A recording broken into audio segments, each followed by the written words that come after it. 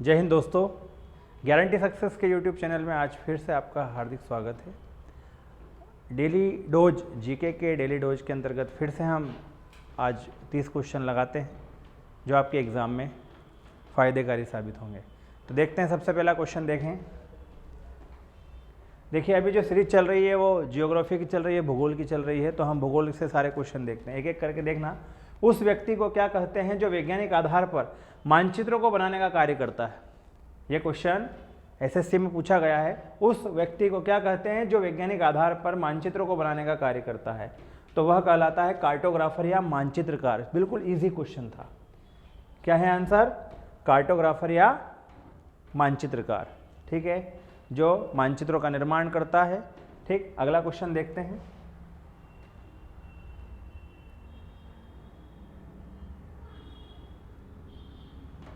भारत के ध्रुव पूर्व और पश्चिमी छोर में समय का अंतर कितना होता है? अब सबसे पहले तो हम ये देखते हैं ध्रुव पूर्व का मतलब क्या होता है। देखिए, हमारा भारत चतुष्कोणीय है, मतलब 4 कोने वाला, और ये जो देशांतर रेखा है कहाँ की? गुजरात की। और यहाँ के क्षेत्र में जो अरुणाचल प्रदेश की देशांतर रेखा है, इसमें लगभग अंतर, तो हम पहले तो देशांतर रेखा देखते हैं। 68 डिग्री 7 मिनट से लेके 97 डिग्री 25 मिनट तक का क्षेत्र है। ठीक है, और इतने क्षेत्र में, अब इसके बारे में मैं डिटेल में वीडियो बनाऊंगा, पर आप इसको देखना कि ये हमारे भारत की लोकेशन है। ये लोकेशन एरिया 68 डिग्री 7 मिनट और 97 डिग्री 25 मिनट, इन दोनों क्षेत्रों के बीच का जो समय है वो है बराबर लगभग 2 घंटे के बराबर। कितना है? 2 घंटे के। परंतु हमारे देश में एक बीच में रेखा खींची गई है जिसे प्रधान मध्याह्न रेखा कहते हैं, जो कि प्रयागराज के मिर्जापुर के निकट नैनी गांव से, जो कि 82.5 डिग्री पर है। कितने पर है? 82.5 डिग्री पर। 82.5 डिग्री पर होने के कारण मैं आपको कैलकुलेशन बता देता हूँ। 82.5 एक डिग्री घूमती है हमारी पृथ्वी 4 मिनट में, तो 82.5 डिग्री घूमती है 330 मिनट में। और अगर इसे हम 60 से भाग देंगे, मिनट में निकालेंगे, तो कितना आ जाएगा? 5.5 घंटा। इसका मतलब ग्रीनविच मीन टाइम, जो लंदन का जो समय है, अगर लंदन में 12 बज रहे होंगे दोपहर के, तो भारत में 5:30 बज रहे होंगे। तो हमारी ये कैलकुलेशन इसीलिए बीच से समय मापा गया है। और आपने देखा होगा मोबाइल में लिखा होता है दिल्ली का समय, तो दिल्ली GMT टाइम दिल्ली, तो एक दिल्ली पास में प्रयागराज के, तो इसलिए जो है समय का मान 82.5 डिग्री माना गया है। और इन दोनों के बीच का समय अरुणाचल प्रदेश और गुजरात का समय मान 2 घंटे का समय अंतर होता है। ठीक है, समझ में आया आपको? इस टॉपिक पर मैं एक अलग से वीडियो बनाऊंगा जिसमें पूरी डिटेल में मैं आपको अक्षांश और देशांतर रेखा के बारे में समझाऊंगा। ठीक है, आगे बढ़ते हैं। तो समझ में आया आपको कि अगर गुजरात का समय और अरुणाचल प्रदेश का समय देखें तो 2 घंटे का अंतर होता है, पर राजनीतिक परिदृश्य के अनुसार समय को एक ही मान लिया गया है, और वो है 82.5 डिग्री पर माना गया है। ठीक, अगले क्वेश्चन को देखते हैं। ठीक,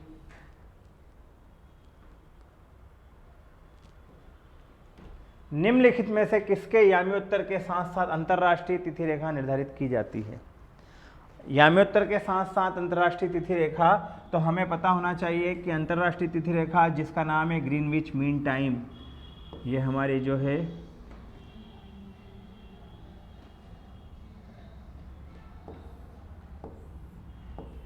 ये कौन सी रेखा कहलाती है? ये कहलाती है देशांतर रेखाएं। और मैंने अभी आपको बताया था कि ये जो पॉइंट है 180 डिग्री पर माना गया है। कितने डिग्री पर? पूरी जो देशांतर रेखा है वो 180 डिग्री की है। मतलब यहाँ से लेकर यहाँ तक का क्षेत्र पीछे तक का 180 डिग्री, और यहाँ से लेकर यहाँ तक का पीछे का 180 डिग्री है। इसलिए 12 घंटे का समय होता है। 12 घंटे इस तरफ, 12 घंटे का दिन रहेगा, तो पीछे की तरफ क्या रहेगी? रात रहेगी। ठीक है, तो 180 डिग्री का समय मान रहता है। ठीक है, आगे देखते हैं क्या लिखा हुआ है। 180 डिग्री याम्योत्तर मतलब देशांतर काल्पनिक रेखा को अंतरराष्ट्रीय तिथि रेखा कहा जाता है। अब दो देशांतरों के बीच कितना समय का अंतराल होता है। तो इसको समझ लेते हैं दोस्तों। दो देशांतरों के बीच का समय अंतराल 4 मिनट का होता है। अब ये 4 मिनट, अभी मैंने आपको पहले बोला था कि 1 डिग्री पृथ्वी कितने समय में घूमती है, 4 मिनट में घूमती है। ठीक है, तो अब ये आया कैसे, इसको अपन समझते हैं। सबसे पहले तो आप देखो, हमारी जो पृथ्वी है 24 घंटे में कितने डिग्री घूम जाती है, आप बताएं। 360 डिग्री। 360 डिग्री आप देखो 24 घंटे में कितने डिग्री घूम जाती है, पूरा चक्कर अगर लगता है तो कितने डिग्री का होता है, 360 डिग्री का होता है 24 घंटे में। अब अगर मुझे 1 घंटे का मान निकालना होगा तो क्या करूंगा मैं, 1 घंटा बराबर 360 डिग्री बटे में 24 कर दूंगा, यही होगा। तो 24 से अगर भाग देते हैं तो 24 से नहीं 12 से काटते हैं, 12 दूना 24, 12 तिया 36, 30, 2 से काटेंगे 15 डिग्री। इसका मतलब होता है 1 घंटे में 15 डिग्री पृथ्वी घूम जाती है। 1 घंटे में कितनी डिग्री घूम जाती है, 15 डिग्री।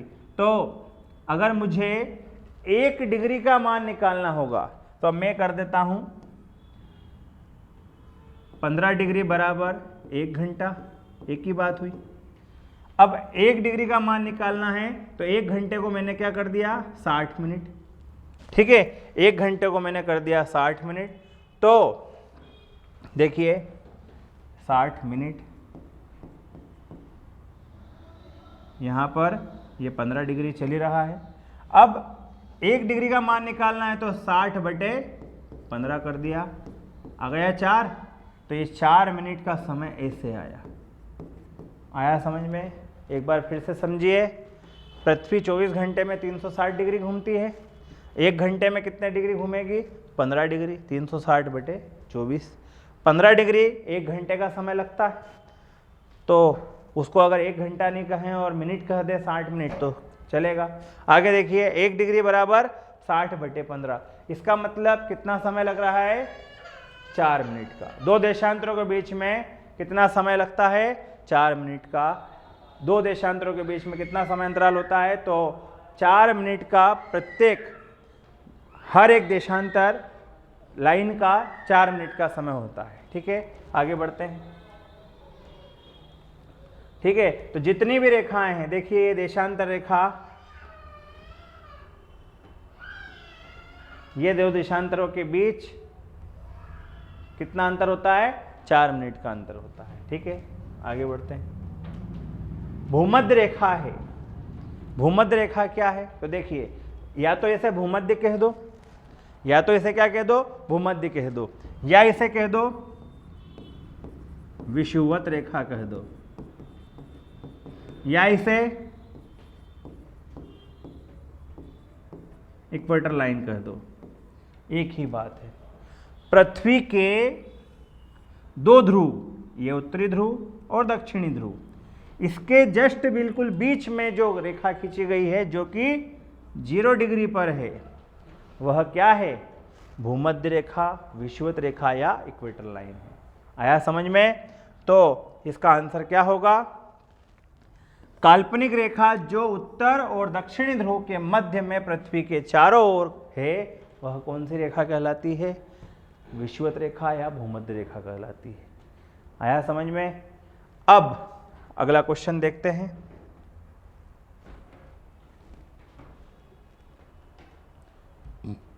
अंतरराष्ट्रीय दिनांक रेखा क्या है।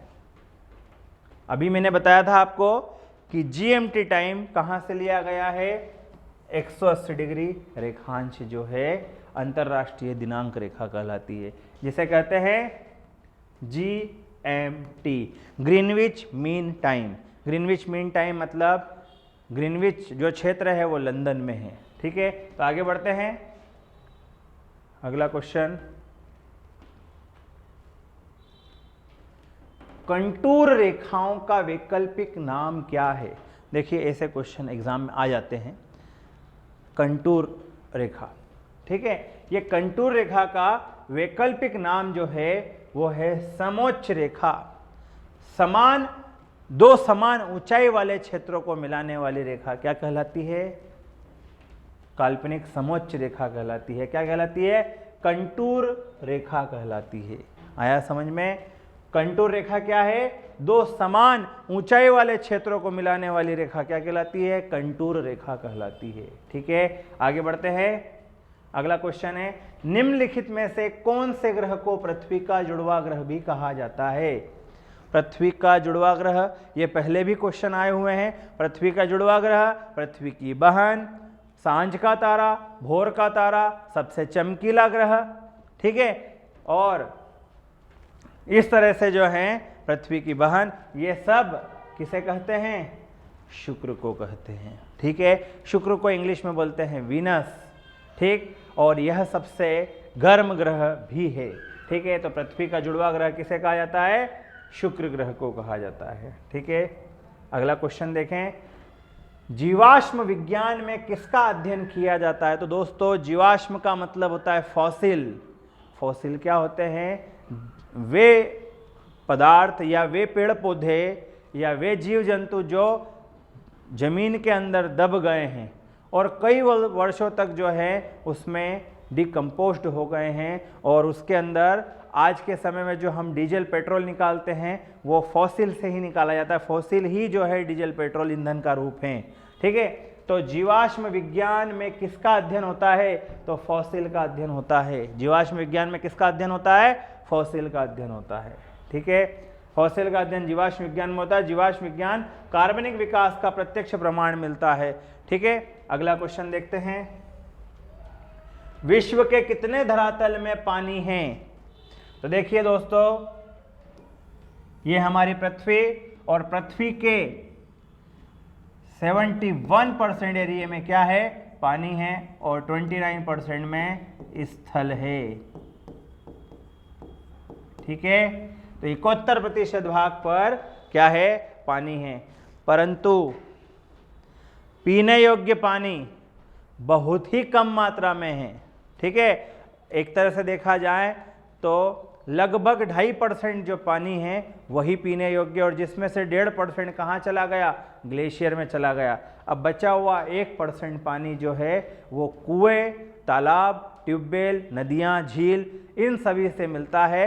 इसीलिए सेव वाटर, पानी की बचत करो और लोगों तक, भविष्य तक उसे रहने दो। पीने का पानी जो है, खारा पानी तो ढेर सारा है, पर पीने योग्य पानी जो है बहुत ही कम मात्रा में है। तो विश्व में के कितने धरातल पर पानी है? तो 71% एरिया में पानी है। ठीक है,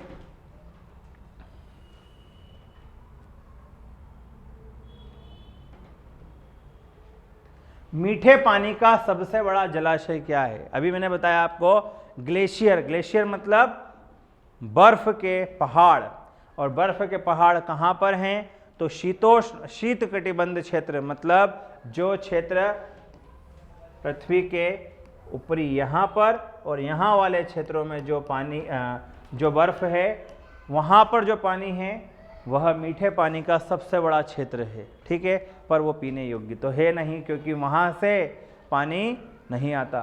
ठीक, तो इतना क्षेत्र जो है मीठे पानी का है। ठीक, आगे बढ़ते हैं, तो आंसर क्या होगा इसका? मीठे पानी का सबसे बड़ा जलाशय क्या है? ग्लेशियर। अगला, वायुमंडल की प्रक्रियाओं के अध्ययन को क्या कहा जाता है? वायुमंडल की प्रक्रियाओं के अध्ययन को क्या कहा जाता है? तो देखिए, वायुमंडल हमारे पृथ्वी के ऊपरी क्षेत्र जहां पर गैसों का आवरण है उसे क्या कहते हैं? वायुमंडल कहते हैं। और वायुमंडल में मौसम विज्ञान का अध्ययन किया जाता है। किसका अध्ययन होता है? मौसम विज्ञान का अध्ययन होता है।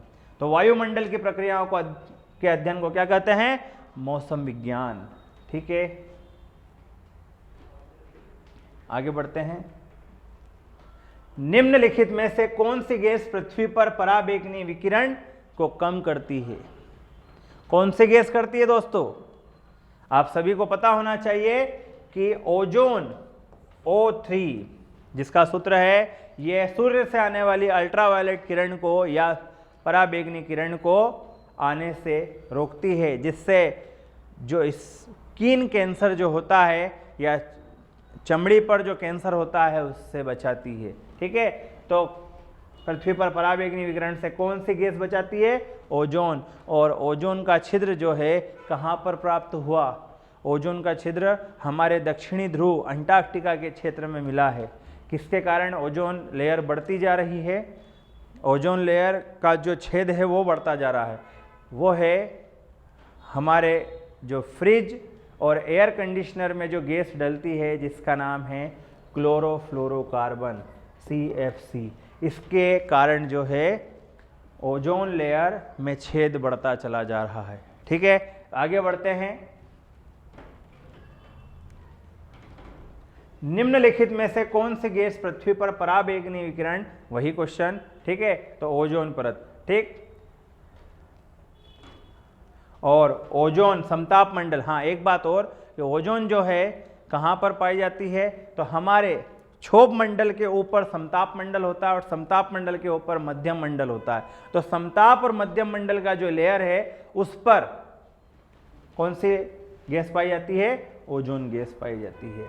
ठीक है, वायुमंडल में सबसे नीचे वाली परत है, तो हमें सबसे पहले तो पता होना चाहिए कि हमारा वायुमंडल क्या है। ठीक है, वायुमंडल एक बार देख लीजिए, ये हमारी पृथ्वी, ठीक है, और पृथ्वी पर 5 वायुमंडल के आवरण है। ठीक है, 1 2 3 4 और ये 5वां। यह पहला है क्षोभ मंडल, इसके बाद समताप मंडल, तीसरा मध्य मंडल, चौथा आयन मंडल और आखिरी है बाह्य मंडल। ठीक है, तो वायुमंडल में सबसे निचली परत कौन सी है? तो आप बताइए, क्षोभ मंडल है। क्या है? क्षोभ मंडल। ठीक है, ट्रोपोस्फियर कहते हैं इसे, क्षोभ मंडल। अगला क्वेश्चन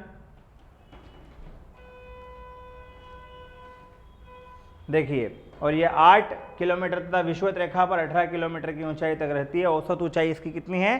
13 किलोमीटर तक की। अगला, निम्नलिखित में वायुमंडल में अधिकतम मात्रा में कौन सी गैस है? कौन सी गैस पाई जाती है? बताइए, कौन सी गैस पाई जाती है? Nitrogen gas. अब नाइट्रोजन गैस के बारे में हमें एक बात जानकारी होना चाहिए। अगर नाइट्रोजन गैस नहीं होती ना, तो एक तो मिट्टी में जो पोषक तत्व और प्रोटीन होता है वो नाइट्रोजन गैस उसका निर्माण करती है। ठीक है, प्रोटीन का निर्माण करती है पौधों में वह नाइट्रोजन गैस। इसके बाद अगर नाइट्रोजन गैस होती है ठंडी, तो वायुमंडल में ठंडी गैस 78% पर पाई जाती है। कौन से? नाइट्रोजन। ये 78% एरिया में पाई जाती है। अगर ये नहीं होती तो हमारी पृथ्वी आग का गोला बन जाती, मतलब भस्म हो जाती। ठीक है, तो ये हमारी प्रकृति को, पृथ्वी को ठंडा रखने का कार्य करती है। ठीक है, तो नाइट्रोजन गैस जो है वायुमंडल में अधिकतम मात्रा में पाई जाती है। अगला क्वेश्चन, निम्नलिखित वायुमंडल में अधिकतम, अगला क्वेश्चन देखते हैं आगे। वातावरण में नाइट्रोजन का परसेंटेज अभी मैंने बताया कितना परसेंट है? 78.03%। ठीक है, पृथ्वी के वायुमंडल में परतों की कुल संख्या कितनी है? अभी मैंने बताई थी आपको, क्षोभ, समताप, मध्यम, आयन और बाह्य। कितने मंडल हुए? टोटल 5 मंडल। ठीक है, अगला क्वेश्चन, वायुमंडल की वह परत जो रेडियो की तरंगों को परावर्तित करती है। तो फिर से देखते हैं, हमने अभी देखा था ये पृथ्वी, हमारी पृथ्वी के ऊपर क्षोभ, समताप, फिर मध्य, फिर आयन और उसके बाद बाह्य। अब एक बात गौर करिए, क्षोभ मंडल में जो है मौसमी घटनाएं होती हैं। क्या होती है? मौसमी घटनाएं, मतलब ठंड, गर्मी, बारिश, ये सब कहाँ होते हैं? क्षोभ मंडल में। ठीक है, क्षोभ मंडल में ही एक इसके सबसे ऊपर की एक लेयर होती है जिसे जेट धाराएं बोलते हैं, और ये इतनी प्रेशर से चलती हैं कि बादलों को बहुत तेज गति से लेकर जाती है, खींच कर लेकर जाती है और वर्षा का कारण बनती है। ठीक है, मानसून लेकर आती है। समताप मंडल की अगर बात करें तो समताप मंडल में टेम्परेचर बिल्कुल समान होता है, इसमें ज़्यादा कोई तूफान नहीं आते हैं ऊपर, तो इसलिए यहाँ पर वायुयान चलाए जाते हैं, मतलब एरोप्लेन चलाए जाते हैं। इसके ऊपर चलें तो मध्यम मंडल होता है। मध्यम मंडल और समताप मंडल के बीच में ये लेयर है, ये है ओजोन लेयर। ठीक है, इसके बाद आयन की बात करते हैं। अब जो क्वेश्चन पूछा गया है, वायुमंडल की परत जो रेडियो तरंगों को परावर्तित करती है, तो ये रेडियो तरंगे जो हैं, हम मोबाइल का इस्तेमाल करते हैं, हम रेडियो का इस्तेमाल करते हैं, हम इंटरनेट का इस्तेमाल करते हैं, तो ये सब रेस जो हैं ये कहाँ पर रिफ्लेक्ट होती है और हम जो उपग्रह सैटेलाइट से हैं वो कहाँ पर भेजते हैं, तो वो इसी एरिया में भेजते हैं, आयन मंडल में। ठीक है, तो आयन मंडल जो है रेडियो तरंगों को परावर्तित करता है, तो आंसर क्या होगा इसका ए। और बाह्य मंडल जो हम देखें तो तारे, ग्रह, उपग्रह जितने भी हैं वो सब बाह्य मंडल में होते हैं। ठीक है, अगला देखेंगे।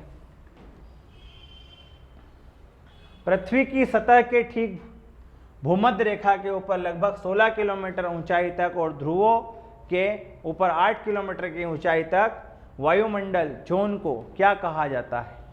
ठीक है, 16 किलोमीटर एवं वायुमंडल जोन क्या कहा जाता है? तो अभी मैंने बताया था आपको कि यह क्या है, क्षोभ मंडल है। ठीक है, सबसे निचला जो परत है वो कौन सा मंडल का है? क्षोभ मंडल का है। ठीक, आगे बढ़ते हैं। सही उत्तर चुनिए और जो कि वायुमंडल की परतों का क्रमबद्धता से दर्शाइए। ठीक है, अभी मैंने बताया था, हालांकि ये ऊपर से नीचे तक का बताया है, तो बाह्य मंडल पहला, इसके बाद ये गलत छप गया है, यहां पर होगा आयन मंडल, बाह्य मंडल, आयन मंडल, फिर मध्य मंडल उसके नीचे, फिर नीचे समताप और लास्ट में है क्षोभ मंडल। तो आंसर क्या होगा? ये ऊपर से नीचे के क्रम में है, से नीचे। ठीक है, आगे बढ़ते हैं। पृथ्वी के वायुमंडल में कितनी ऊंचाई तक गैसों का आवरण होता है? तो पृथ्वी के कितनी ऊंचाई तक गैसों का आवरण होता है?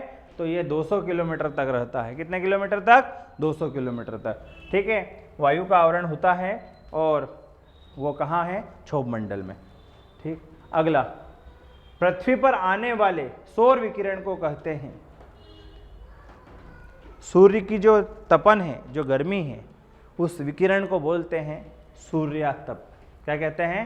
सूर्यातप। ना तो धूप कहते हैं, ना विकिरण ऊर्जा, ना पार्थिव विकिरण, क्या कहते हैं? सूर्यातप। और हमारी पृथ्वी पर सूर्य का प्रकाश आने में कितना समय लगता है, ये आपको कमेंट करके बताना है। ठीक है, हमारी पृथ्वी पर सूर्य का प्रकाश आने में कितना समय लगता है? ठीक है, आगे बताइए, अगला देखते हैं।